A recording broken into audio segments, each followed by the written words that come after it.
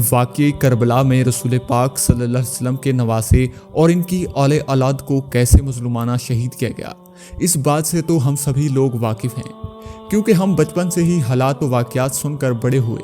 مگر افسوس کہ آج بھی ہم میں سے زیادہ تر لوگوں کو اس حقیقت کا اندازہ ہی نہیں کہ واقع کربلا دراصل تھا کیا، یہ ہوا ہی کیوں تھا، اس کے پیچھے ایسے کیا وجوہات تھیں کہ نبی پاک صلی اللہ علیہ وسلم کی سالوں کی محنت کو صرف 50 سال کے بعد بھی اسی مقام پر پہنچا دیا گیا کہ صحابہ اکرام رضی اللہ تعالیٰ عنہ اور ان کی اولادیں موجود ہیں، مگر امام حسین علیہ السلام اور ان کے خاندان کو یعنی نبی کریم صلی اللہ علیہ وسلم کے اہل بیت کو اس طرح سے بے دردی سے مظلومانہ طور پر شہید کر دیا جائے، اور ان کو بھی شہید کرنے والے یہ جماعت خود کو مسلمان بھی کہتی ہے، اور نبی پاک صلی اللہ علیہ وسلم کا آخری خطبہ بھی سن چکی ہے، جس کے اندر آپ نے فرمایا تھا کہ اے لوگوں، میں اپنے بعد تم میں ہدایت کے لیے اللہ کی کتاب اور اپنی سنت چھوڑے جا رہا ہوں، اگر اس کو مضبوطی سے پکڑے رکھو گے تو کبھی بھی گمراہ نہیں ہوگے۔ اور پھر فرمایا کہ میں تمہیں اپنے اہل بیت کے معاملے میں اللہ کا خوف دلواتا ہوں، میں تمہیں اپنے اہل بیت کے بارے میں اللہ کا خوف دلواتا ہوں، مگر امت نے اس کا بالکل الٹ کیا، نہ ہی قرآن و سنت کو مضبوطی سے پکڑے رکھا اور نہ ہی اہل بیت کے معاملے میں اللہ کا خوف رکھا، اور پھر فرقہ واریت سے اس طرح سے تقسیم ہوئے کہ آپس کے اندر شیعہ اور سنی بن کر رہ گئے۔ آج کی اس ویڈیو میں ہم واقع کربلا کا اصل اور حقیقی پس منظر جاننے کی کوشش کریں گے، اور اس ویڈیو کو شیئر کرنے سے پہلے میں آپ کو یہ بتانا چاہتا ہوں کہ اگر آپ کا دماغ اور سوچ اتنی چھوٹی ہے، اتنا محدود ہے کہ کچھ بھی نیا یا اصل حقائق ہی آپ کے فرقے کی سوچ سے آگے آپ کچھ نہیں سوچنا چاہتے، تو برائے کرم اس ویڈیو کو مت دیکھیے، یہ ویڈیو آپ کے لیے نہیں ہے، اسے یہیں پر چھوڑ دیجئے۔ لیکن اگر آپ سچ جاننا چاہتے ہیں تو آخر تک اس ویڈیو کے ساتھ جڑے رہیے، یہ ٹاپک کیونکہ بہت بڑا ہے اور ایک ویڈیو کے اندر اسے ایکسپلین کرنا سمندر کو کوزے کے اندر بند کرنے کے برابر ہے، لیکن میں نے پوری کوشش کی ہے کہ آپ کو تمام اہم ترین حقائق کے ساتھ پوری تاریخ سمجھا سکوں، وہ بھی آسان الفاظ میں۔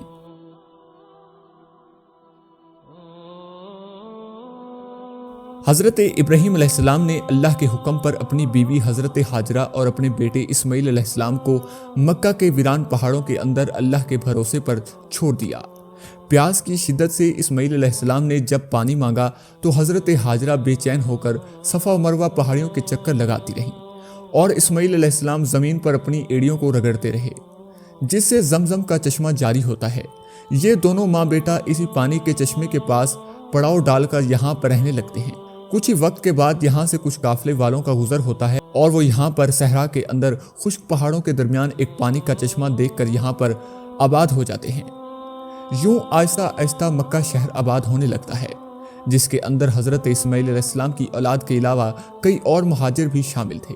اب حضرت اسماعیل علیہ السلام کی نسل سے رسول پاک صلی اللہ علیہ وسلم کیسے تشریف لائے، یہ سمجھنے کے لیے میں نے کئی دن لگا کر یہ سلسلہ نسب ترتیب دیا ہے تاکہ آپ کو بہتر طور پر سمجھا سکوں۔ آپ صلی اللہ علیہ وسلم کا تعلق تھا قریش قبیلہ سے، اور آپ صلی اللہ علیہ وسلم کے خاندان کا نام تھا بنو ہاشم۔ قریش 10 بڑے قبیلوں پر مشتمل ایک طاقتور قبیلہ تھا، اور ہر قبیلے کے سردار آپس کے اندر بائیں میں مشورے سے ہر طرح کے بڑے فیصلوں کو کیا کرتے تھے۔ ان 10 قبیلوں کے اندر 2 قبیلے بہت ہی اہم اور طاقتور تھے، ان کا نام تھا بنو امیہ اور بنو ہاشم۔ ان دونوں کو الگ الگ ذمہ داریاں دی گئی تھیں۔ بنو ہاشم کی فوج کے کمان بنو مخروم قبیلے کے پاس تھی، جو کہ بنو امیہ کے ایک شاخ تھی، جبکہ خانہ کعبہ کا متولی بنو ہاشم کو بنایا گیا تھا، یعنی دنیاوی طور پر طاقت کے لحاظ سے بنو امیہ، جبکہ مذہبی لحاظ سے بنو ہاشم کا رتبہ عربوں میں بہت طاقتور تھا۔ لیکن یہ دونوں ایک قبیلے حضرت اسماعیل علیہ السلام کی نسل سے تھے، کیونکہ ان دونوں کا تعلق 5ویں نسل سے جا کر عبد المناف پر جا کر ملتا ہے۔ محمد بن عبداللہ بن عبد المطلب بن ہاشم بن عبد المناف کے بہت سے بیٹے تھے، مگر 4 بہت ہی طاقتور بنے۔ ایک بیٹے کا نام عبد المطلب، دوسرے کا نام ہاشم، تیسرے کا نام عبد الشمس اور چوتھے کا نام نفل تھا۔ اور مطلب قبیلہ زیادہ تاریخ نہیں رکھتا تھا، کیونکہ اصل میں عرب کے جو نسل آگے بڑھی وہ دراصل ان دونوں قبیلوں سے بڑھی، ہاشم اور عبد الہشم۔ ہاشم اور عبد الہشم سے ان دونوں خاندانوں کے اندر ہمیشہ سے ایک مقابلہ بازی جاری رہتی، مگر یہ مقابلہ ہمیشہ اچھی چیزوں کے اندر رہا کرتا تھا۔ مثال کے طور پر بنی ہاشم نے اگر اتنے مہمانوں کو کھانا کھلایا تو ہم لوگ ان سے زیادہ کھلائیں گے، اگر انہوں نے کسی کو کوئی تحفہ دیا تو ہم ان سے زیادہ دیں گے۔ بنو ہاشم نے یہ اچھا کام کیا تو ہم اس سے بڑھ کر یہ اچھا کام کریں گے۔ कभी कभार इन कबीलों के अंदर इख्तलाफ भी रहता था, मगर इन सब चीज़ों का मकसद ये था कि बाकी अरब कबीलों पर अपनी बर्तरी और धाक बिठा सके। हाशिम से इनके बेटे अब्दुल मुत्तलिब पैदा हुए, जो कि आप सल्लल्लाहु अलैहि वसल्लम के दादा थे। इनके 10 बेटे और 6 या 7 बेटियां पैदा हुईं। बेटों में जो इस्लामी लिहाज से मशहूर हुए वो आपके वालिद हज़रत अब्दुल्ला, जो सबसे छोटे थे, चचा अब्बास, अबू तालिब और हज़रत हमज़ा थे। अब्दुल्ला से आप सल्लल्लाहु अलैहि वसल्लम की विलादत हुई, जबकि आपके चचा अबू तालिब के बेटे अकील, जाफिर और हज़रत अली थे। आप सल्लल्लाहु अलैहि वसल्लम की बेटी हज़रत फ़ातिमा से हज़रत अली का निकाह हुआ, जिसके बाद हज़रत हसन और फिर हज़रत हुसैन पैदा हुए।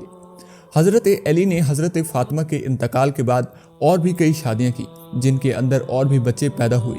इनमें से सबसे मशहूर बेटे का नाम है मोहम्मद, जो कि हनफिया ख़ानदान की एक औरत से पैदा हुए, इसलिए इन्हें मोहम्मद बिन हनफिया कहा जाता है। ये तो हो गया सिलसिला नसब बनु हाशिम का, लेकिन अब आते हैं असल मुद्दे की तरफ। अब्दुल शमस के 2 बेटे उमैया और रबिया थे। रबिया के बेटे थे उतबा, जो कि अबू हुज़ैफा के वालिद थे। इनके अलावा उतबा के दूसरे बेटे का नाम वलीद और इनकी बेटी का नाम था हिंदा, जिसने ग़ज़वा अहद के अंदर हज़रत हमज़ा को शहीद करवाया और फिर इनकी लाश की बेहुरमती की। अबू सुफियान की बीवी थी और अमीर माविया की वालदा उतबा, शाइबा और वलीद जंग बदर के अंदर मुसलमानों के खिलाफ लड़ते हुए मारे गए थे। और इसी मौत का बदला लेने के लिए हिंदा ने हबशी गुलाम से कहा था अगर हमज़ा को शहीद करे, क्योंकि इनमें से एक हिंदा का वालिद था, एक भाई और एक चचा उतबा और शिबा का। एक भाई और एक चचा उतबा और शिबा का कत्ल हज़रत हमज़ा के हाथों हुआ था। उमैया के 2 बेटे थे ज़रब और अबू लास। कुरैश के सिपा सलारी यानी फौज का एहतियात यानी इनके पास होता था। अबू अलास के 2 बेटे थे, अफान और हुक्म अफान के बेटे थे।